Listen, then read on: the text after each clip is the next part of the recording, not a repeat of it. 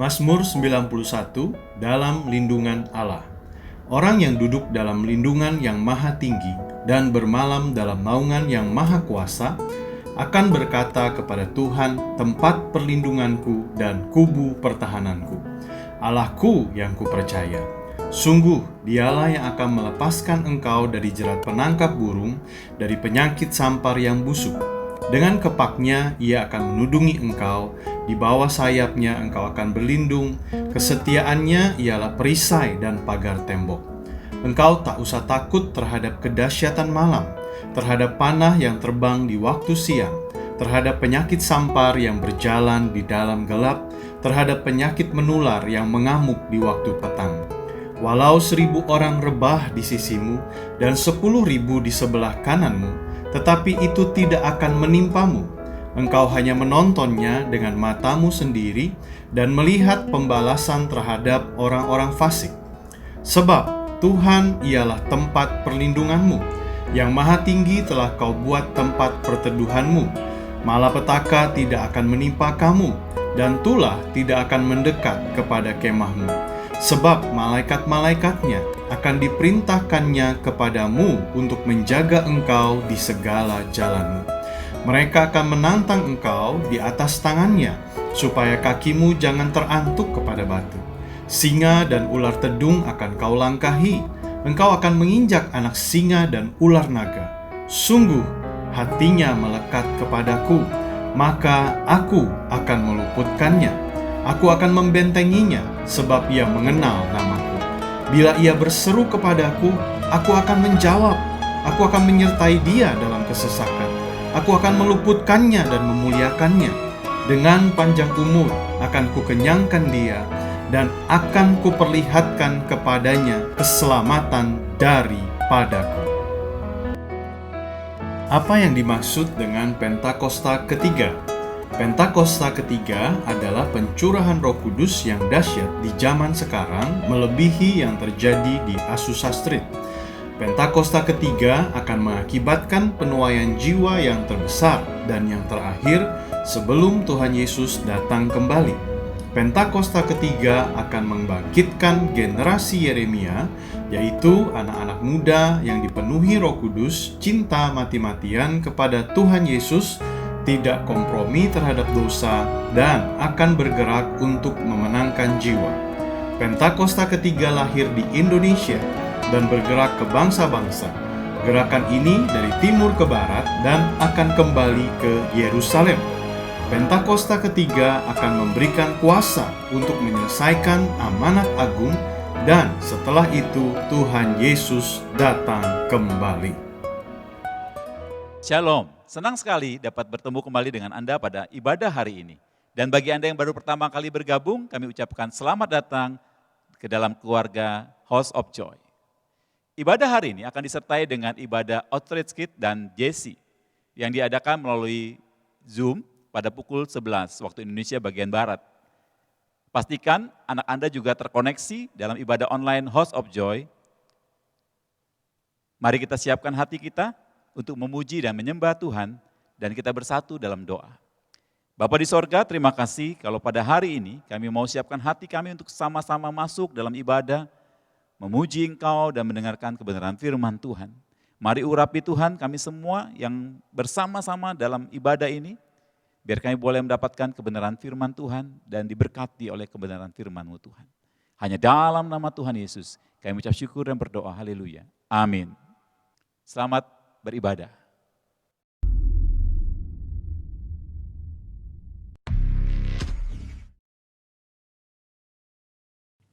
Happy Sunday semua.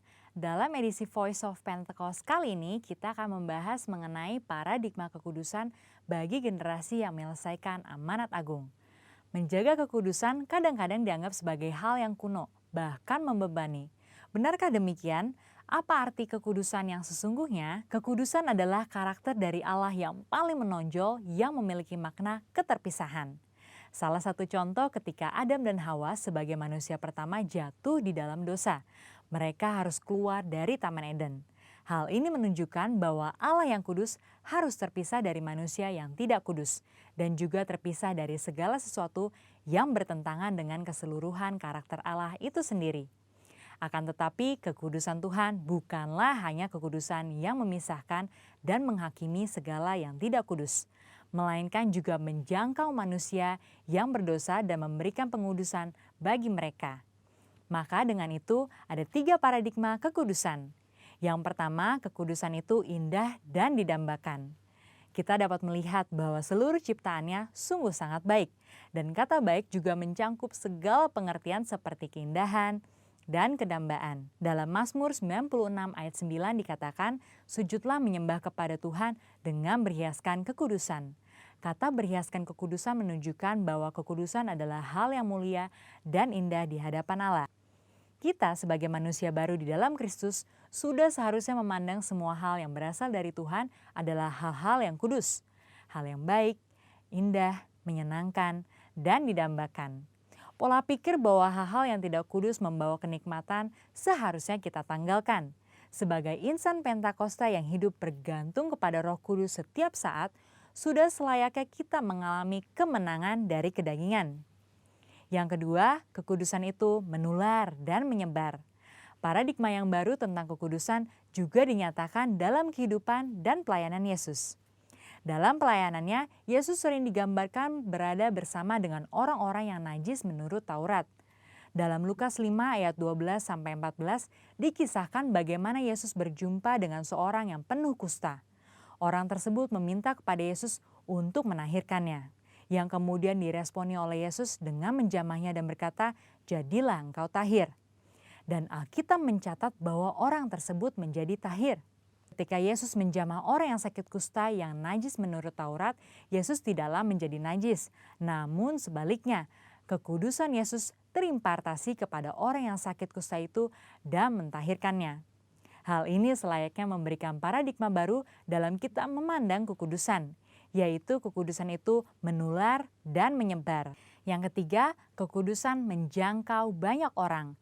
Dengan pengurapan Roh Kudus, maka sudah seharusnya kita menjangkau orang lain dan menularkan kekudusan tersebut. Kekudusan bukan lagi hanya sekedar yang penting saya sendiri yang kudus. Dalam Imamat 19 ayat 2, pertama-tama Tuhan berkata, "Kuduslah kamu sebab aku Tuhan Allahmu kudus." Setelah itu mulai dari ayat 3 dan seterusnya, Tuhan memberikan serangkaian perintah kepada umat Israel untuk melakukan perintah seperti menghormati ayah dan ibu ataupun bertindak jujur. Hal-hal yang diminta Tuhan ini menunjukkan bahwa kekudusan bukan berdampak hanya untuk diri sendiri, tetapi juga berdampak secara horizontal, yaitu kekudusan menjangkau banyak orang. Terkait hal ini, gereja kita yang ada di Bandung memiliki kisah yang unik dalam perjalanan sejarahnya. Pada waktu itu tahun 1992, tidak ada lagi gedung pertemuan umum yang bersedia untuk menyewakan tempatnya secara permanen. Namun tiba-tiba ada satu tempat yang bersedia menyewakan tempatnya untuk ibadah dan dikontrak untuk waktu yang cukup lama. Tempat tersebut adalah Gedung Paramount yang adalah sebuah nightclub. Pada saat itu gembala sidang kita dihadapkan dengan keputusan yang sulit. Beliau pun teringat bahwa pada waktu sebelumnya dalam KKR di Batam, hal serupa juga terjadi. Pada waktu itu tidak ada tempat untuk melaksanakan KKR kecuali sebuah tempat karaoke. Akhirnya KKR tetap dilaksanakan di tempat karaoke tersebut disertai lawatan Tuhan yang luar biasa. Karena hadirat Tuhan tidak dibatasi oleh tempat atau apapun juga. Pada akhirnya gembala sidang kita menyetujui penggunaan Gedung Paramount untuk menjadi tempat ibadah minggu. Meskipun tempatnya aneh menurut manusia, tetapi hadirat Tuhan memenuhi tiap ruangan ibadah dan lawatannya pun terjadi setiap minggu. Banyak orang bertobat dan jiwa-jiwa bertambah hari demi hari. Wow! Kesimpulannya, Tuhan sedang memanggil kita untuk hidup dalam kekudusan guna menyelesaikan amanat agung. Dalam Wahyu 22 ayat 11 dikatakan, "Barang siapa yang berbuat jahat, biarlah ia terus berbuat jahat. Barang siapa yang kudus, biarlah ia terus menguduskan dirinya." Mari kita terus mengerjakan dan menjalani kehidupan kita, bergerak dan menularkan kekudusan kemanapun kita pergi untuk menuai banyak jiwa. Tuhan Yesus memberkati.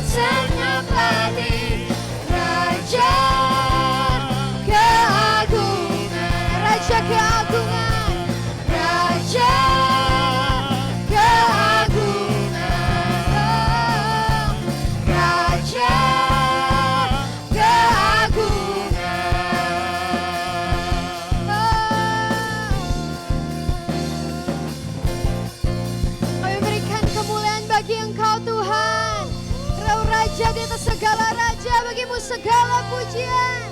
Haleluya. Kami mengajak anak-anak muda untuk terus mengikuti outreach at home pada hari Sabtu pukul 4 sore via Zoom dan live talk pada hari Kamis pukul 7 malam via Instagram di @outreach_jakarta. Jadi jangan lupa ajak teman-temanmu bergabung bersama kami. Minggu ini adalah Minggu Core.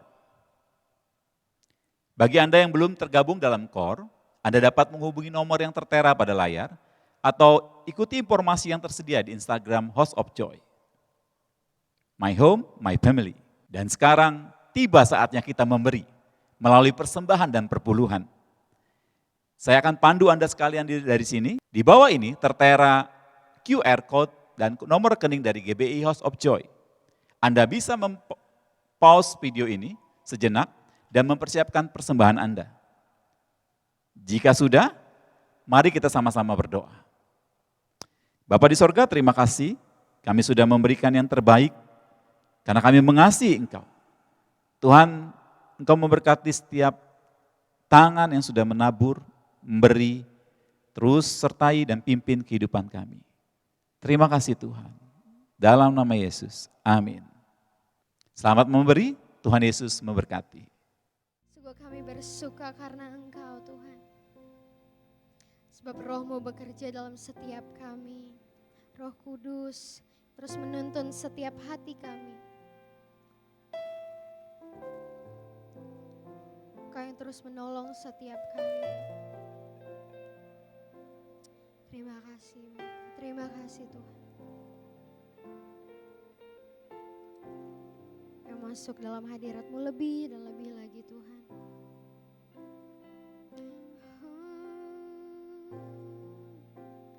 Terima kasih Bapa. Yang buka hati kami lebih lagi, lebih Tuhan Yesus. Kau yang berbicara kepada setiap kami. I set my eyes upon your feet, oh Jesus. I set my heart responding to your love. I cast my fear and surrender all to you. Lord, hear our worship you. How I need your presence, Lord. How I need your presence, Lord. Spirit of hope, draw me closer to you, Lord. Spirit of life, flowing into my heart. How I need your presence, Lord. How I need your presence, Lord. Spirit of hope, draw me closer to you, Lord. Spirit of life, flowing into my heart as I worship you.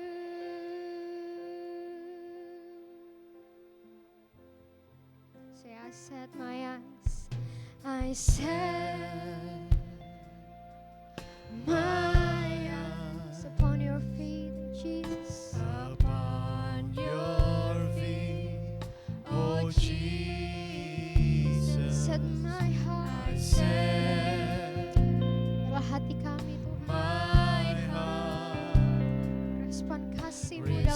setiap hidup kami. Cling to your love. Cast my fear, I cast lepaskan segala ketakutan kami. my fear And surrender all to you. Lord, here I worship you. Lord, here I worship worship you. Oh, how I need your presence, Lord. Yes, how I need your presence, Lord. Spirit of hope, draw me closer to you, Lord. Spirit of life, flowing into my heart. How I need your presence, Lord. How I need your presence, Lord. Spirit of hope, draw me closer to you, Lord. Spirit of life, flowing into my heart. How I need your presence, Lord. Dapat kami membutuhkan hadirat menjamah setiap hati kami saat ini, Tuhan. Saat ini kami buka hati kami. Spirit of hope, draw me closer to you, Lord. Spirit of life, flowing into my heart as I worship you.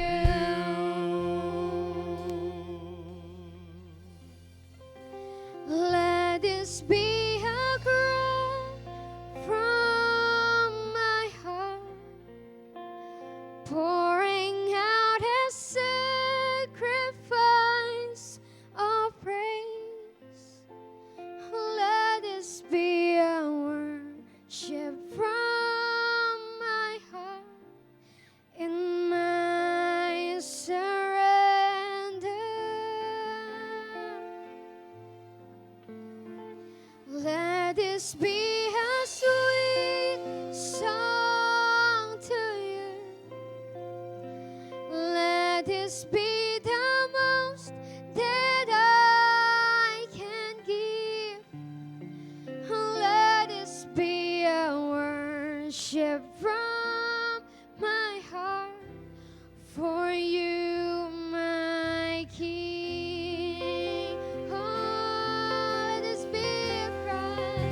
Let this be a cry from my heart, pouring out a sacrifice of praise.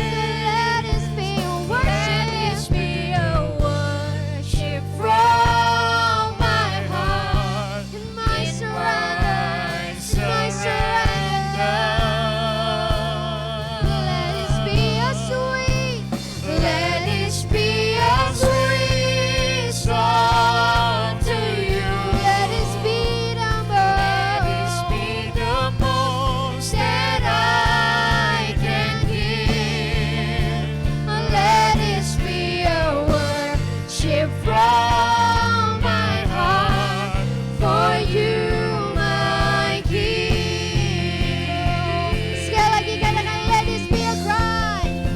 Let this be a cry from my heart, pouring out a sacrifice of praise, oh Jesus. Let this be a Let this be a worship from my heart. yang datang dari hati kami, Tuhan.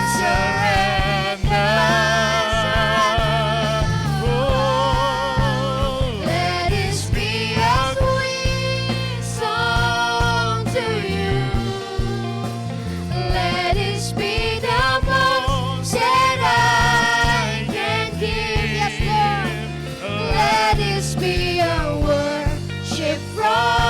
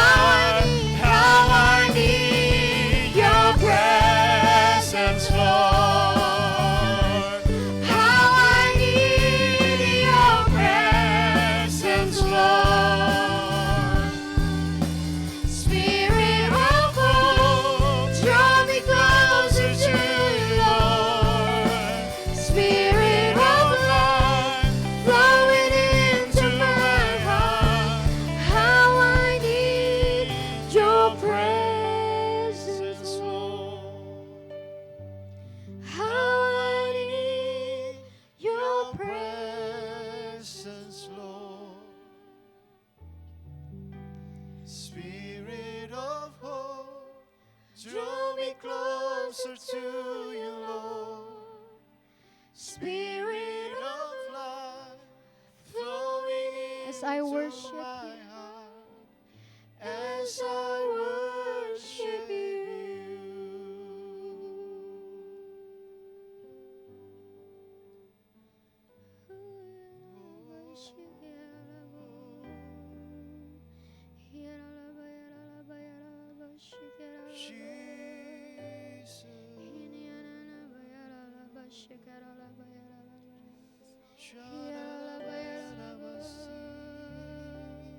Mari saudara-saudara kita ambil momen ini. Kita sama-sama ambil waktu ini pribadi lepas pribadi.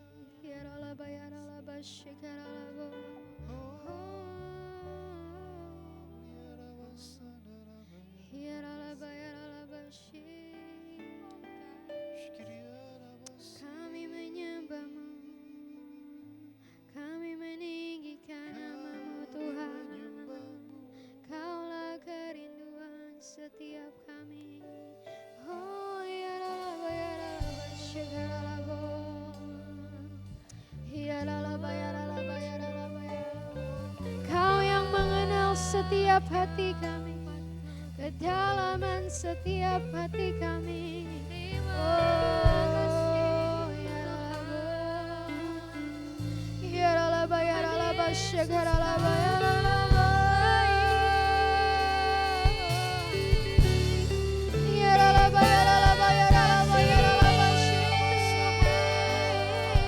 Kami sembah, Roh Kudus, Roh Kudus, yang jamah setiap kami, Kau yang baharui setiap hati kami, Kau yang baharui setiap kami, menjadi hati yang baru, menjadi hati yang baru.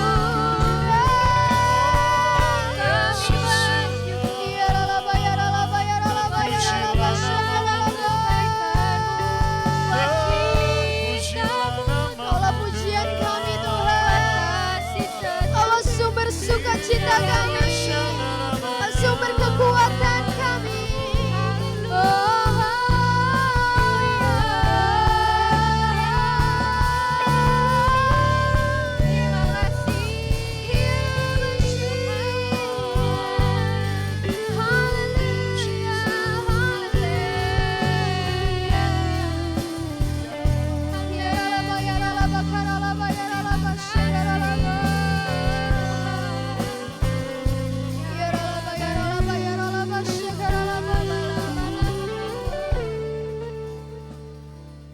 Terima kasih. Haleluya, Terima kasih Bapak, terima kasih Tuhan. Di momen yang singkat ini Tuhan, kami percaya Tuhan, kasih-Mu yang besar Tuhan mampu menjamah setiap hati kami Tuhan. Apapun beban yang kami alami saat ini Tuhan, kami percaya ketika kami mau Tuhan menanggalkan semuanya, ketakutan kami, kesakitan kami Tuhan, dan mata kami tertuju kepadamu Tuhan. Kami yakin Tuhan, kami datang kepada pribadi yang benar. Kami datang kepada Bapa kami yang mengasihi setiap kami. Kami dapat menerima kekuatan yang baru, sukacita yang baru Tuhan. Terima kasih Bapa. Di setiap kami rindu mendengarkan firman-Mu.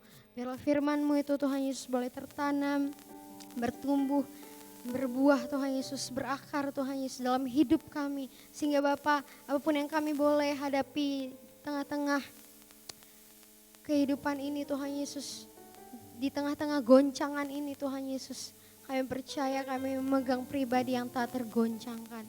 Terima kasih Bapa, yang di dalam nama Tuhan Yesus kami berdoa, haleluya, amin.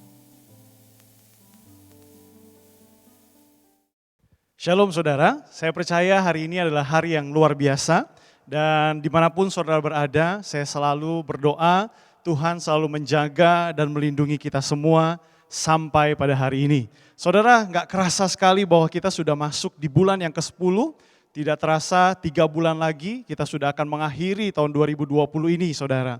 Saudara, jangan khawatir, jangan takut kalau di tahun ini, khususnya di 2020 ini, saudara tidak banyak melakukan terobosan demi terobosan, tetapi percayalah saudara bahwa janji Tuhan tidak pernah berubah. Janji Tuhan selalu ya dan amin untuk kita semua. Yang percaya katakan amin.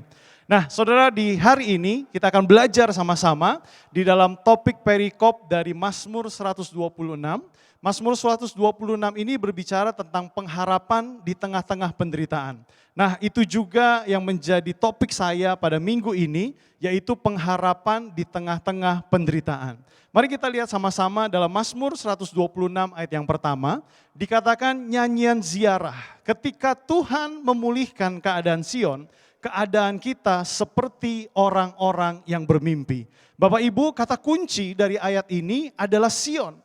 Sion merupakan sebutan untuk kota Yerusalem. Sion merupakan pusat kota ibadah saudara. Di mana Allah berdiam, tempat Allah berdiam. Dan juga tempat di mana semua bangsa-bangsa datang beribadah di kota Yerusalem atau Sion. Sion juga merupakan tempat perlindungan untuk semua bangsa-bangsa. Sion juga merupakan kota penting bagi orang Yahudi.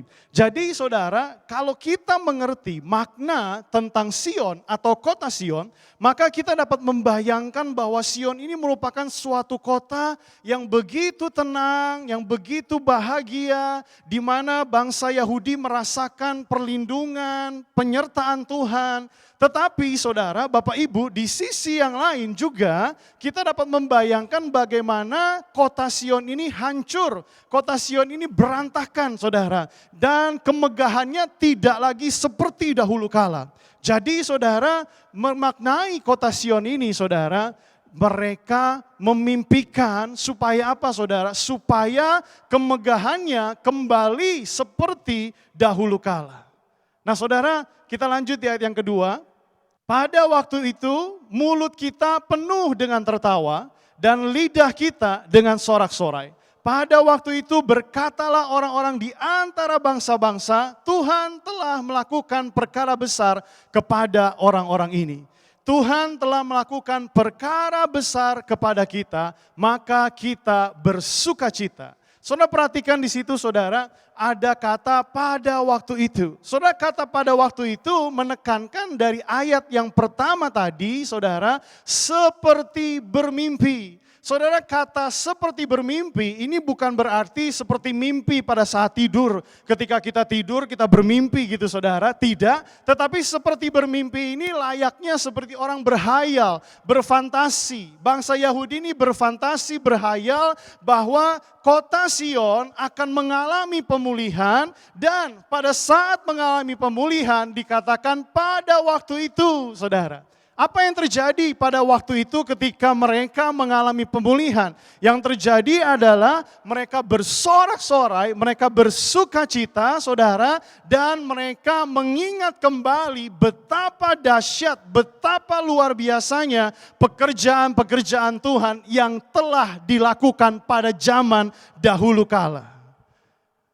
Saudara, kita teruskan dulu ayat yang keempat dikatakan, pulihkanlah keadaan kami ya Tuhan seperti memulihkan batang air kering di tanah Negeb.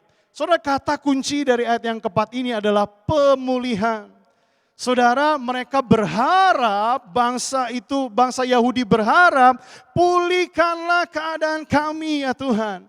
Menunjukkan sebuah pengharapan, permohonan, belas kasihan di tengah-tengah penderitaan, di tengah-tengah kemegahan sebuah kota yang dulunya megah telah hancur berantakan.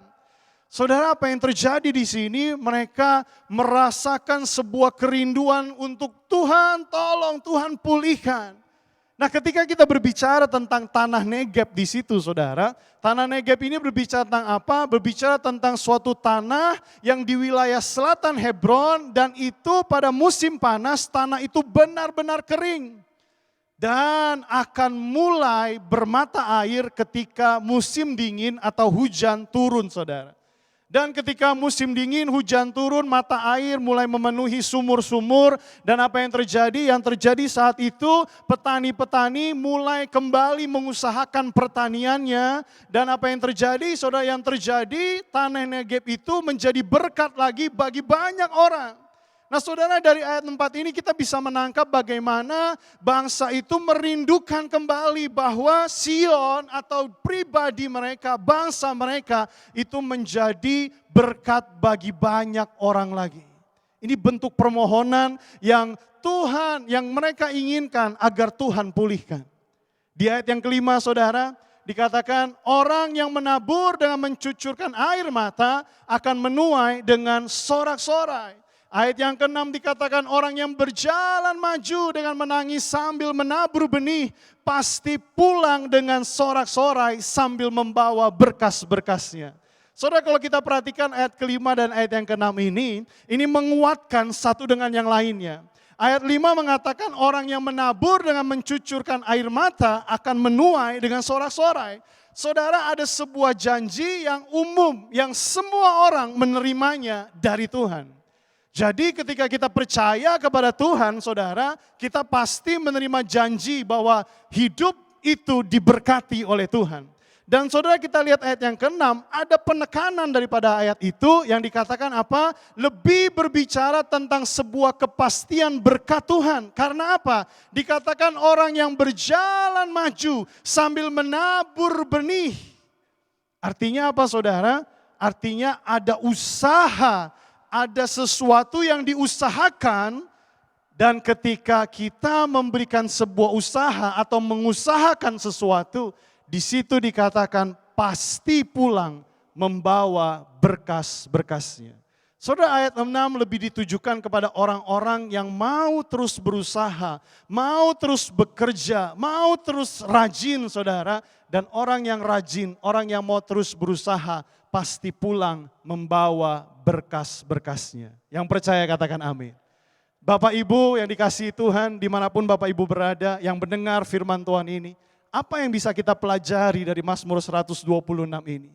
Yang pertama saudara, pandemi ini membuat kita menyadari bahwa kesenangan yang dulu, yang dunia tawarkan sebelum pandemi ini terjadi, kebiasaan yang dulu kita kerjakan yang membawa kesenangan buat kita saudara, ternyata di pandemi ini segala sesuatunya menjadi sangat kecil, bahkan kita bisa katakan tidak ada artinya. Ternyata di pandemi ini kita menyadari bahwa kesenangan saudara, kebahagiaan kita, sukacita kita bukan apa yang dunia tawarkan. Bukan apa bioskop tawarkan, bukan apa hiburan malam tawarkan, bukan apa yang dunia dulu pernah tawarkan. Karena tanpa itu semua saudara, kesenangan yang luar biasa adalah ketika sukacita di dalam Kristus. Sukacita di dalam Yesuslah saudara yang memulihkan kehidupan kita. Sukacita di dalam Kristuslah saudara yang memberikan pengharapan yang sejati. Yang kedua yang kita bisa belajar dari pandemi ini saudara, saat ini tempat yang paling tepat untuk menaruh pengharapan kita adalah di dalam Yesus. Ada waktunya saudara, berbicara dari ayat 4, ada waktunya saudara kita mencurahkan jujur dengan keadaan kita. Ketika kita menghadapi pergumulan, ketika kita menghadapi kesusahan, ketika kita menghadapi penderitaan ini. Saudara, di bulan ini pandemi ini belum berakhir dan kita belum tahu kapan akan berakhir. Dan setelah seandainya pandemi ini telah berakhir, kita juga belum tahu dampak dari pandemi ini, mungkin krisis ekonomi dan segala macamnya saudara. Saudara, ada waktunya kita curhat, ada waktunya kita jujur di hadapan Tuhan. Tuhan, bagi saya pandemi ini berat rasanya, bagi saya apa yang saya alami saat ini susah sekali saudara. Dan saudara, ketika kita jujur di hadapan Tuhan, apa yang terjadi saudara? Saudara, Tuhan memberikan belas kasihannya untuk kita. Karena apa? Karena Yesus telah datang untuk saudara. Yesus datang untuk membawakan pemulihan. Dan Yesus datang untuk memperbaiki, merapikan kehidupan saudara. Yang terakhir saudara, yang ketiga apa yang kita belajar dari Mazmur 126 ini. Hari ini adalah bagian kita saudara berpegang kepada janji itu. Janji untuk semua orang. Ada janji yang semua orang terima, tetapi saudara ada janji yang khusus bagi orang yang berusaha, yang rajin untuk memberkati hidupnya. Nah saudara, Orang yang berusaha, orang yang rajin, pasti pulang dengan membawa berkas-berkasnya. Nah saudara, 3 hal ini biarlah ini menjadi kekuatan bagi saudara semua. Apapun keadaan saudara hari ini, percayalah bahwa di tengah-tengah penderitaan ini saudara masih memiliki pengharapan yang luar biasa. Segala situasi yang terjadi hari ini saudara, Yesus telah ada untuk saudara semua. Mari kita sama-sama tundukkan kepala. Kita berdoa dan saya berdoa untuk saudara di bulan ini saudara mendapatkan pengharapan yang baru. Tundukkan kepala saudara, kita berdoa. Kami bersyukur Tuhan pada pagi hari ini Tuhan Yesus begitu baik. Tuhan kami percaya situasi pandemi ini mengingatkan kami bahwa apa yang dunia tawarkan, kesenangan yang dunia tawarkan tidak ada artinya. Hanya Yesuslah sumber sukacita kami. Hanya Yesuslah sumber pemulihan dalam kehidupan kami. Ketika kami melihat kepada Engkau, ketika kami melihat kepada Kristus, kami melihat sebuah janji yang Tuhan berikan bagi setiap kehidupan kami. Di tengah situasi yang tidak menentu, di tengah situasi yang kami belum tahu apa yang terjadi di depan nanti Tuhan. Tetapi ketika kami menaruh iman, percaya kami di dalam Engkau, kami tahu dan kami percaya Tuhan tidak pernah mengecewakan kami. Tuhan saat ini hamba-Mu berdoa, dimanapun jemaat-Mu berada Tuhan, mari berkati hidup mereka, biarlah mereka dapat terus bersekutu dengan Engkau. Mereka dapat terus berdoa, menaikkan permohonan. Dan kami tahu, hamba-Mu yakin dan percaya, Bapa di surga penuh belas kasihan. Dan Bapa di surga menolong setiap anak-anaknya yang berseru kepadamu. Pada hari ini Tuhan aku berdoa, dimanapun jemaat-Mu berada, di dalam nama Tuhan Yesus Kristus, Tuhan memberkati setiap kehidupan mereka. Terima kasih Tuhan, serahkan semua anak-anak-Mu dan jemaat-Mu yang sakit Tuhan sembuhkan, yang berbeban berat Tuhan bebaskan, biar mengalami kelepasan, mengalami kelegaan ya Bapa. Terima kasih Bapa, terima kasih. Kami mau selesai ibadah kami dan kami mau akhiri ibadah ini Tuhan. Dan kami mau terima berkat yang terbaik daripada-Mu. Mari Bapak Ibu dimanapun Bapak Ibu berada, angkat kedua tangan-Mu dan terimalah berkat yang terbaik daripada Bapa di surga. Lanjutkanlah setiap aktivitas-Mu di dalam berkat daripada Bapa di surga, berkat kasih karunia melalui anaknya Yesus Kristus, perlindungan, penyertaan daripada Roh Kudus, menyertai saudara semua dari sekarang sampai selama-lamanya. Dan semua yang menerima berkat ini sama-sama katakan, amin. Tuhan Yesus memberkati saudara dan dimanapun saudara berada, Tuhan selalu menyertai saudara semua. Tinggi namamu dipuji, hormat kemuliaan sorak-sorak. Amin. Dengan segenap hati, Raja keagungan, Raja keagungan, Raja keagungan, Raja keagungan.